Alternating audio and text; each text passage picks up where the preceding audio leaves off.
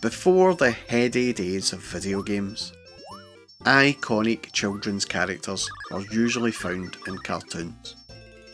And more often than not, these were Disney cartoons.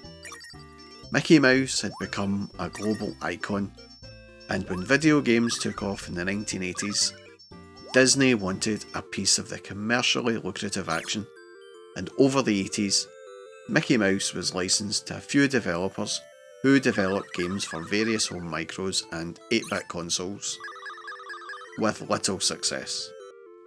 But with advances in graphical abilities, especially with the 16-bit consoles, Disney decided to try their luck again, and when they granted a license to Sega to produce a game featuring Mickey Mouse on the Megadrive, well, they must have been blown away by the results, quite frankly.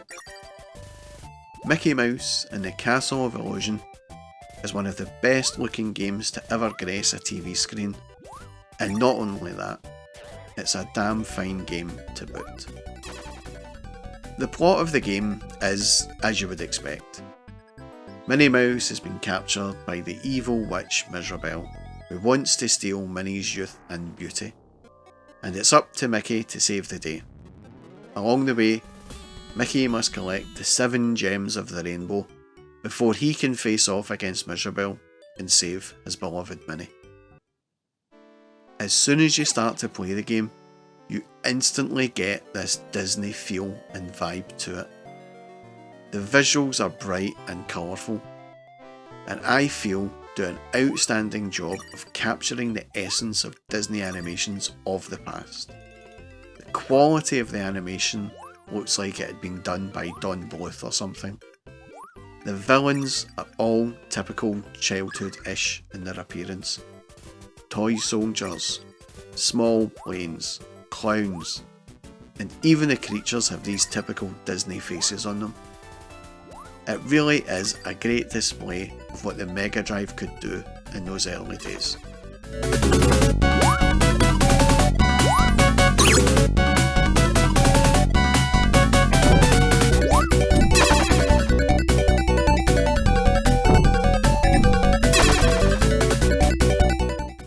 The Mickey Mouse sprite looks great. Even standing still, he does this whole swing from side to side pose. And when he ducks, the expression on his face changes as he looks upwards. The walk too is this forceful strut. But the jump is my favourite, as he really leaps into it with his hands raised in the air. The levels and backgrounds all look fantastic. It's as if this game was an audition for Sega to impress Disney.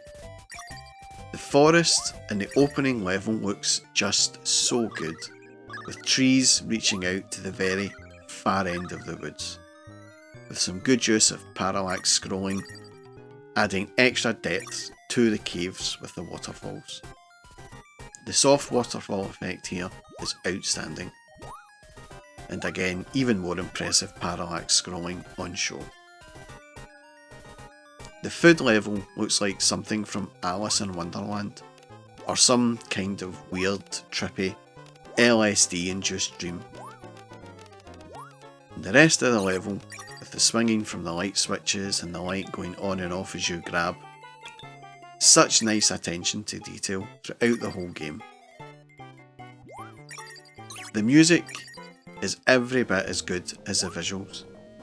Disney animated films usually had a good soundtrack, and this game keeps in line with that.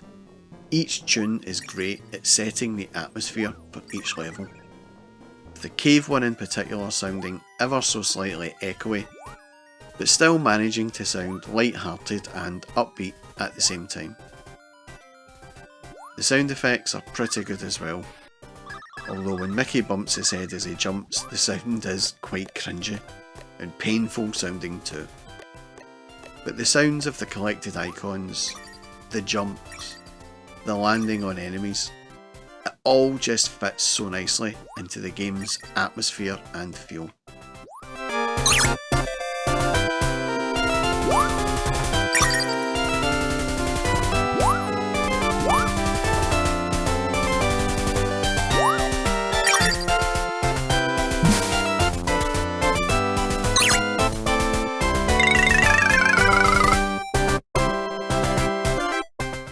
The gameplay is excellent. I have never been a fan of these kind of platform games, but even I conceded that Castle of Illusion was a fantastic game. Having the chance to play as one of your childhood characters growing up was pretty cool, and although the game does not pack much of a challenge really, there is no denying this is a fun little game to play. Some people were pretty critical about Mickey's jump being too slow, and it kind of was, but then you just need to adapt and time your jumps better, I say. Although this bottom bomb would then go on to appear in just about every other cutesy platform game made after this. Thanks for that, Sega. Something else about the game I felt was always very Disney-like was the head-up display. Mickey doesn't have lives, he has tries. Disney, not wanting to upset younger kids with the thought of Mickey Mouse dying, I suppose.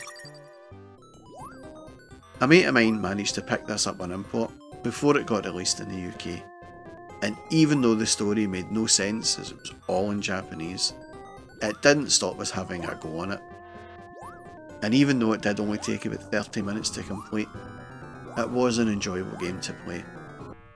Even shifting up the difficulty settings, the game was still too easy.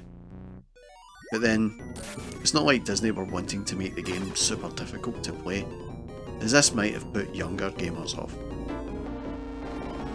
Once Castle of Illusion was released on the Sega Megadrive, Sega quickly got about releasing other Disney titles, such as the pretty good Quackshot and the not so good Fantasia. But overall, this was the start of a pretty profitable partnership for Disney and Sega, and it wouldn't be too long till other developers got in on the Disney licensing. Castle of Illusion remains a classic amongst gamers of my generation, and younger gamers as well, and was released on various compilation packs over the years for newer generations of consoles, and even got a reboot in 2013 for the PlayStation, PC and Xbox. A real sign of its appeal to gamers of all generations, I suppose.